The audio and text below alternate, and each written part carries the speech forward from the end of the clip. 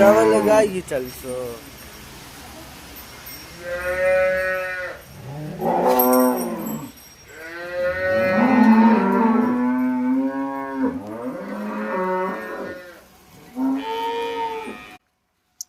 তোমরা এই গরুটা দেখতে পাচ্ছ, এই গরুটা হচ্ছে বিহারের একটা খাটালের গরু। গরুগুলো দেখে তো আমার মন ভরে যাচ্ছে। গরুগুলো দেখেছেন কত সুন্দর গরু। এই গরুটার দুধ দেওয়ার ক্ষমতা আছে 15 থেকে 18 লিটারের মধ্যে। এই গরুটা দেখতে খুবই সুন্দর লাগছে, অল্প বয়সের গরু। তোমরা পছন্দ করো গরু।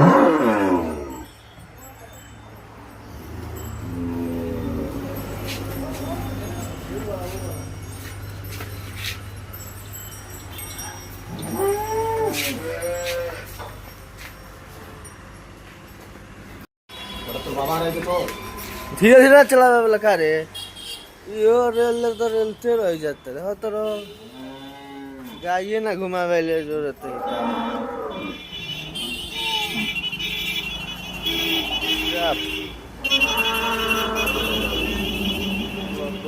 आराम से बोलते बोलते देखता हुआ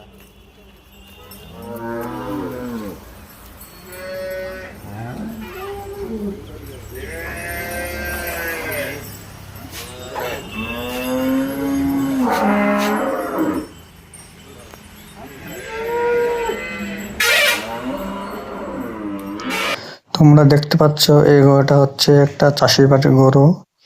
গরুটা একদম পিওর হলিস্টিয়ান জাতের গরু। গরুর সাইজ কোয়ালিটি দেখে মনে হচ্ছে না দুধ দেওয়ার মতনই গরু। দুধ দেওয়া যেসব গরু হয়, গরুগুলো গায়ে একটু হেজা হয়, মানে গায়ে মাংস কম থাকে।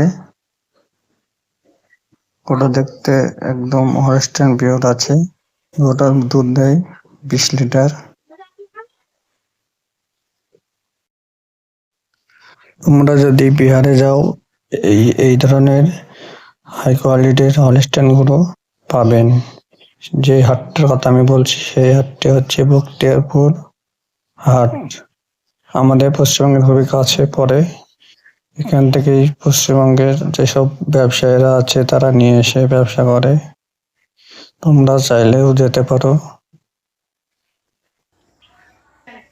এই গরুটা হচ্ছে বিহারের দরভঙ্গা জেলার একটি কামের গরু। গরুটা পিওর ক্রস জাত আছে, জার্সির সঙ্গে ক্রস। এই গরুটা দুধ দেয় এই 12 থেকে 14 লিটার।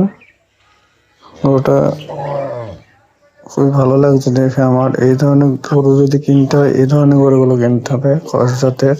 সেগুলো আমাদের পশ্চিমবঙ্গে এসে অনেকদিন টিকবে, কিন্তু সেটাই আমি বলছি। কিন্তু মুন্ডি গরু কেউ কিনবে না। মুন্ডি গরু মাথায় শিং নেই, সেসব গরু কোনোদিনই কেনা উচিত নয়। এই গরুগুলো অতিরিক্ত গরম সহ্য করতে পারে না, তাই মুন্ডি গরু কিনবে না।